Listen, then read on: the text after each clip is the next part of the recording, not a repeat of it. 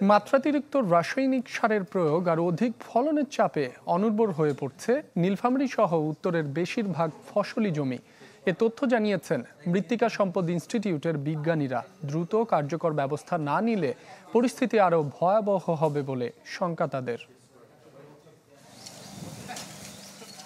বস্তায় আদা চাষের আগে চলছে মাটি শোধনের কাজ। এই দৃশ্য নীলফামারীর। কৃষকরা বলছেন চাষাবাদের আগে মাটি শোধন না করলে ফলন ভালো হয় না। তাদের ভাষায় মাটি নাকি জ্বলে গেছে।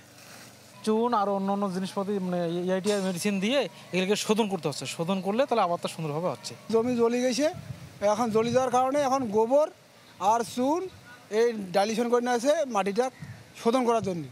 শুধু নীলফামারী নয়, উত্তরাঞ্চলের বেশিরভাগ ফসলি জমির অবস্থা এখন এমনই। কিন্তু কিভাবে হলো এই সর্বনাশ?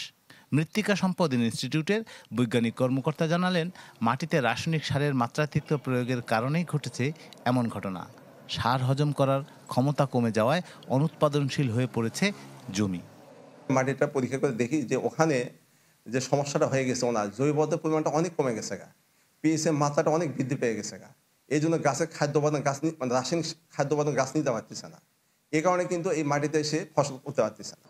ফসল উৎপাদনক্ষম মাটিতে জৈব পদার্থের পরিমাণ কমপক্ষে 5% থাকা দরকার। কিন্তু উত্তরাঞ্চলের মাটিতে জৈব পদার্থের পরিমাণ 1%-এর নিচে নেমে গেছে বলে জানালেন এই মাটি বিজ্ঞানী। তার দাবি, উচ্চ ফলনের চাহিদা মেটাতে গিয়েই মাটির এই ভয়ঙ্কর পরিণতি।